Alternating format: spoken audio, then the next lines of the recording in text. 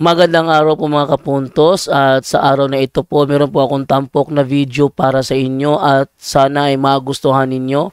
Kaya sa mga bago pa po sa aming channel, please po don't forget to hit the subscribe button at ang notification bell para maging notified kayo sa bawat video na ilalabas ko sa channel na ito. At bilang kahilingan po ng punto por punto team at naway maintindihan po ninyo, sana po wag nyo pong i-skip yung mga ads sa aming mga video.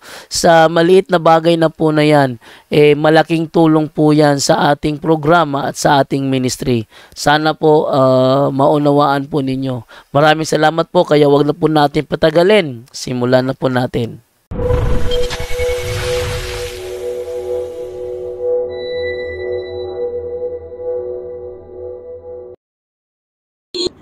Hello mga kapatid, magandang hapon po. Kumusta po kayo? At sana po ay nasa mabuting kalagayan po kayo. Ngayon, pag ninilayan natin itong magandang the reading of the day. First reading po ito.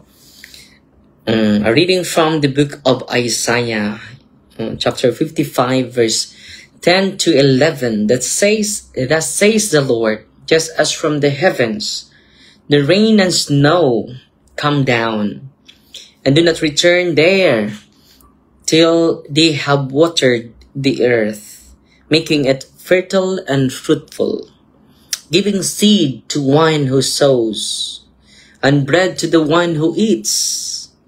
So shall my word be. So shall my word be that goes forth from my mouth. It shall not return to me void, but shall do my will, achieving the end for which I sent it. So, ito mga kapatid, no? So, ang ganda nito. So, kung araw-araw magbabasa tayo ng kanyang salita, no? ay magbubunga ito. No? Ang analogy niya, just as from the heavens the rain and snow come down and do not return there. Hindi babalik sa langit. They have watered the earth till they watered the earth. So, bibigyan nila ng maging mabasa yung tubig, no? Yung lupa. Making it fertile and fruitful. Maging tabunok, productive, and then fruitful yung lupa, mga kapatid, sa pamagitan ng kanyang ulan, no? Giving seed to the one who sows, para mabigyan ng binhi yung nagtanim, no? And bread to the one who eats, pagkain sa kakain, no? So shall my word be. Katulad din yan yung aking salita. Katulad din yan ang aking salita. It shall not return to me void. So, ito po, mga kapatid. Kung yung ulan, mga kapatid, bibigyan ng yung lupa maging fertile, maging productive, and then fruitful, dahil sa tubig, hindi babalik yung ulan, yung tubig sa ulan, na nagbibigay basa sa lupa. Hindi yun babalik na hindi magbigay ng kagandahan, na hindi magbulot ng kabutihan sa lupa, no? Maging productive yung lupa, hindi lang maging productive, fruitful pa, no? Ganun din yung salita ko. So, ang message nito sa Panginoon, araw-araw, bubuhayin natin sa isipan natin, alalahanin natin yung salita niya sa ating damdamin. Para, mga kapatid, matransform tayo. Ang buhay natin maging fertile din, productive, and fruitful. At magbigay tayo ng kaginhawaan sa mundong ito, mga kapatid. So, ang ganda ng Evangelion as first reading, no? Ang ganda talaga ng first reading natin ngayon. So shall my word be that goes forth from my mouth.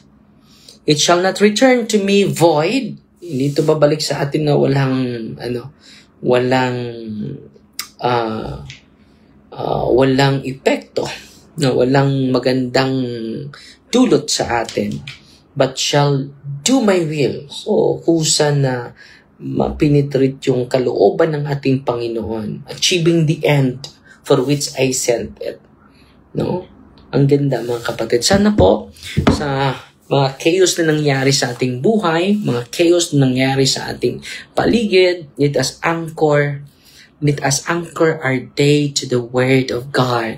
Ang ganda, no? Very inspiring itong first reading natin ngayon. Okay? Okay.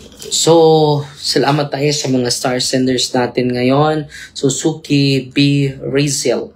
Napadala sa 50 stars. Si Berulo Bangi, no? 100 stars. Si Army Parajes, 50 stars. Si Bars Tugaplia, 100 stars. Si Gladys Santilan Pinili Simpurios, nagpadala ng 50 stars. Hello Father D, maayong hapon diha. Kumusta? Enjoy your day, Father D. Nalingaw ko nimo kay siya. Okay. Salamat si Sir Gonzaga. Si Joe Seya Kokamas nanood sa atin. Si Leika Yek nanood din sa atin. Si Bars Tugaplaya, God bless. Father, please pray sa akong anak na dalaga, Father, na aya siya bukol sa suso. No? Ipa-check up yan and then receive the sacrament then and then use the sacramentals of the church. Pwede mo i-deliverance yung sakit ng anak and then pa-check up din, ha? Kinakailangan natin yan, ha? Kaya hindi na kayo magpa-check up. Si Kasian Ella, nanood sa atin. Dala na 50 stars. Salamat po. Si Bix Mixway, good afternoon, Father from San Miguel Leyte. Maayong gabi, Father. Ask ko kung na-blessan ang oil, pwede ba mapabless ang otro? Hindi na kailangan. Basta na-bless na. It is forever blessed as long as there is the matter. Kaya hindi pa nawala yung matter, mga kapatid.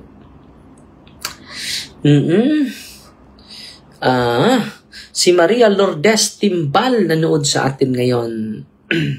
At si Estrada GD Jan, good day Father Darwin, watching from Mandawi City, Cebu. Si Dylan Kindi Caralde Cuerdo, maayong hapon po. No? Si Mary Sabulbora sa Abu Dhabi. Si Erlina Avellano Aparero, maayong hapon, Father. May hapon po. God bless you. More fruitful and bountiful good health po sa iyo, Father, always, day and night po. Salamat po, kapatid Emeralda Samante. Yuki Chan, Father, unsay imong maingon sa post about sa piso-piso. Angay di ay ta mutuo, ana. It is just a figure of speech, kapatid. No. Just a figure of speech, no. Bawat isa sa atin na kailangan ng hustisya po. Hindi tayo naniwala sa superstitious belief. Dahil sa kahirapan, doon sila umawak ng kanilang just a symbolic representation, kapatid. It is not our belief. Binigyan lang ng symbolic message. Okay? Si May, thank you of Jesus and Father Darwin. Napadala na 500 stars. Salamat po. Si Cecilia Love, napadala ng 200 stars. Salamat po. 300 stars pala. Nanguna si kapatid na mga star senders natin, si Mig Salva. Please pray for my family nga unta malayo sa sakit ug malayo sa mga dautan nga tao, Father. Yes, marami na, no? Marami nang sa susunod dapat pili talaga tayo ng matiwasay na leader, mga kapatid, no? Bunga sa ating pananampalataya, no?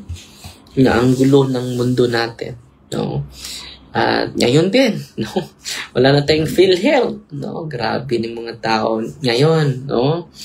So, mag-ingat tayo this coming election. Siguraduhin natin na bunga sa ating pag-ibig, karing sa puso yung pagpili natin, ha?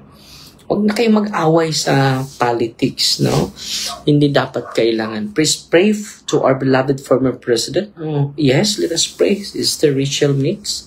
Kailangan natin dasal para sa ating former president din. At sa ating president ngayon, no? Dahil ang gulo na talaga sa mga pangyayari. But let us bring it to the contemplation of the suffering of Christ. Okay? So, yun lang sa muna mga kapatid ha. Salamat sa mga nanonood ngayon. So, tatapusin natin ito sa isang panalangin. Patuloy tayong manalangin. Huwag kayong mag-away, no? Kahit ano. Let us express our opinion. And then, huwag tayong mag-away sa ating expression because we are in the democracy. No? Kung ano yung pananaw mo, just express it. Hindi kailangan mag-away tayo. Amen?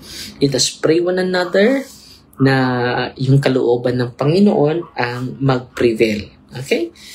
Kahit ano, sino yung presidente natin? Sino yung nasa puso mo? Patuloy ka lang. No? Dahil we are in the in the spirit of democracy. Nandito tayo sa demokrasya na lipunan. Kung opposite yung kaibigan mo, huwag mong anuhin, no? Dahil meron tayong liberation or spirit of democracy sa pagpili kahit sino po. Let us pray one another. Hindi dapat mag-away. Let us continue to do what is good. Yan lang po. Okay? In the name of the Father, and of the Son, and of the Holy Spirit, Amen. Our Father, who art in heaven, hallowed be the name. The kingdom come, the will be done on earth as it is in heaven. Give us this day our delivered, and forgive us our trespasses, as we forgive those who trespass against us. And lead us not into temptation, but deliver us from evil. Amen. Hail Mary, full of grace, the Lord is with you. Blessed are you among women, and blessed is the fruit of the womb, Jesus. Holy Mary, Mother of God, pray for us sinners, now at the hour of our death. Amen. Glory to the Father, to the Son, and to the Holy Spirit. It was in the beginning, is now, and will be forever. Amen. In the name of the Father, and of the Son, and of the Holy Spirit. Amen. Fight Team Maria, tatak sa FD with a humble heart po. God bless.